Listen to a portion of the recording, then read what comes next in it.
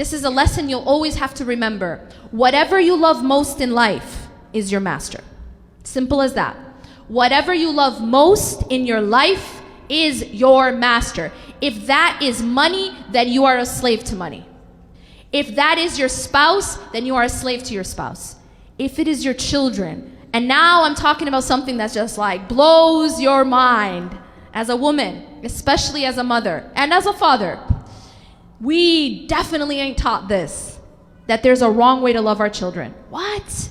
There is a wrong way to love your children. Why do you think we have so many problems with the whole mother-in-law issue? Do you want to know the reason? Anybody want to know the reason? This is the reason. It's because the dynamic to begin with from day one was unhealthy. I'm telling you guys something maybe we don't want to hear, but it's the truth. The dynamic was unhealthy from day one because that boy, that son of yours was never supposed to be in that part. That part is saved for Allah. Your life was never supposed to revolve around your children. I know, it's like, what? Your life was never meant to revolve around your children. It's unhealthy. And actually, your life is supposed to revolve around Allah. This is something we're not taught. But it's unhealthy, and it creates unhealthy consequences. And yes, that is why we have an issue then when the son grows up and now he's getting married and all of a sudden there's a competition. There's not supposed to be a competition between a wife and a mom. That doesn't even make any sense. But the fact that there is only because the dynamic from day one was unhealthy and it was wrong. They taught you that you're supposed to revolve your life around your son, namely your son. They taught you that that's actually how to be a good mom. It's not how to be a good mom. It's unhealthy. Your life continues to revolve around Allah, whether you're married or unmarried, whether you're a mother or you're not a mother. And only when your central point in your life is Allah, your greatest and deepest devotion and love is for Allah, only then, and mark my words, only then will you have healthy relationships with the creation. Only then can you have a healthy relationship in a marriage and with your children and with your friends and with your colleagues. Only if you're putting everything in the right compartment. I'm not up here to tell you that you're not supposed to love your children. For God's sakes, we love our children to death. I'm not here to tell you you're not supposed to love your spouse. I'm not even telling you not to love money. Love these things. Allah subhanahu wa ta'ala and His Messenger made it halal. But what does Allah warn us from? Allah warns us in the Quran. قُلْ إِنْ كَانَ آبَاؤُكُمْ أَوْ أَبْنَاؤُكُمْ. Allah in this ayah gives us a list of all halal things. All halal things. Say if your fathers, meaning your parents, your sons, your children. And Allah lists 8, I think, halal things to love. And He says your parents, your children, your spouse, your siblings, your wealth, your business where you fear decline. Is any of this halal? Is any of this haram? Does the ayah say your boyfriend or your gambling or your drinking habits? No, all halal. But Allah warns us, if any one of these things ahabba ilaykum min Allahi wa rasulah is more beloved to you than Allah and His Messenger, that's when you face a problem. Because even the halal, if it's loved in the wrong way, will cause much damage. And this damage will be to yourself and others. So the first thing I want to say is this: we have to put things in their proper place. When we say La ilaha illallah, when we say there's no ilah except for Allah, what we are saying is that nothing else goes in the core of our hearts and in the core of our lives. Nothing else do we revolve our existence around except for our Creator. And that can't be our money, it can't be our business, it can't be even our children or our spouse. It can't be status, it can't be power, it can't be our career. It can't be these things. And I'm gonna tell you guys another secret. Remember how I told you about orange juice in the gas tank, right? How do you know that you're loving something in the wrong way? I'm gonna give you a very easy way to know. It's gonna hurt like heck. It's not gonna feel good. It's not gonna feel right because the car knows that you just put orange juice inside of the gas tank. The car feels it. It doesn't run right. It actually ain't gonna run. It's not gonna run at all. So the way that you and I will know that we have things in the wrong compartment is that we become tormented by that which we put at the center where only Allah should be. Is that making sense? If that is your business, you will not sleep because of always your worry about your business. If it's your career, you won't be sleeping. You'll need to start taking pills to just calm yourself down. Because you put, and that's a sign, it's because you put it in the wrong compartment. If it's your children, same thing's gonna happen. They are going to torture you. And I'm not talking the normal torture, yeah? I'm talking a different kind of level of torture, of torment.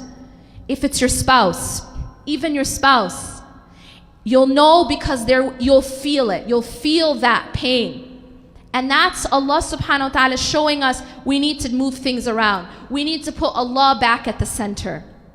You know, when I mentioned this whole thing about us mothers, when we raise our children, and if we have that dynamic incorrectly, what happens when they get older is, it's kind of like, well, I did tawaf around this boy my entire life, and now you think you're going to come and take him away? Right? Fair enough.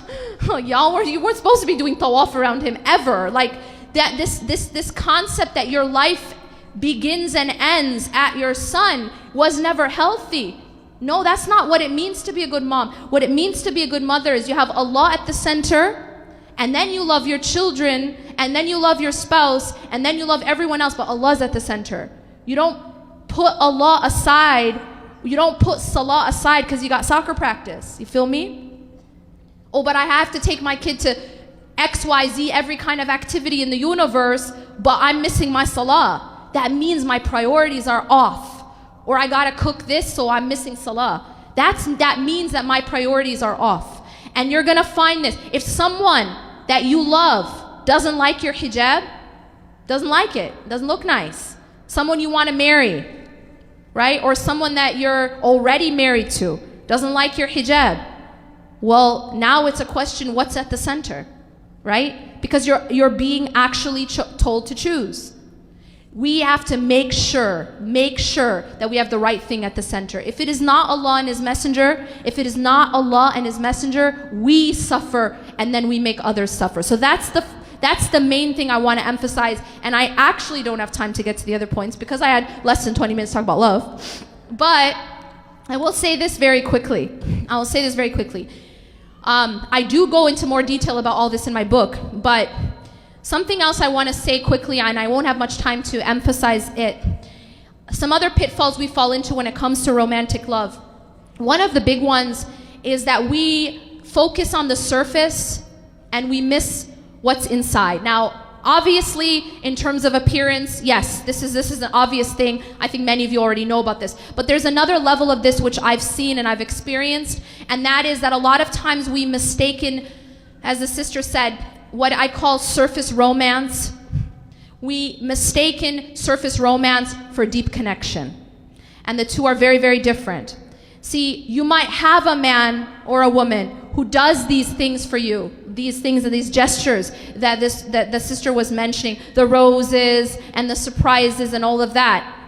And you may believe that means that you have a connection. But there is a very, very big difference between surface romance and deep connection. Deep connection is about, and these are big terms, deep connection is about compatibility. Deep connection is about vulnerability. Deep connection cannot only just be in these gestures. So I advise you and all those who are looking, for example, for marriage, look deeper. And one last thing I want to say, I will tell you, and everyone who advises you will tell you, look for deen, look for character. Absolutely, those are a must. But I will also tell you that it is not enough. It is not enough. And I'm going to say this, and I know this from experience. What I speak about, I know from experience, that it is not enough. And there are many examples, namely even in our tradition, we know, for example, great people, Zayd and Zainab, they were both amazing character, they both amazing, had amazing morals and deen, but they were not compatible. They were not compatible, and so they actually got divorced. And so what I want to say to you is that yes, you look for deen, yes, you look for character, but it is necessary but not sufficient. It is not sufficient. You have to, and I cannot emphasize this enough, you have to look for compatibility. You have to look for compatibility. And I'm not just talking about surface compatibility. I'm not just talking about I'm from Egypt, he's from Egypt, and so we're compatible. Right? That's not what I'm talking about. I'm talking about a deeper level of compatibility, and that's again a whole other discussion. أقول قولي هذا واستغفر الله لي ولكم إنه غفور رحيم. سبحانك اللهم وبحمدك أشهد أن لا إله إلا أنت أستغفرك وأتوب إليك.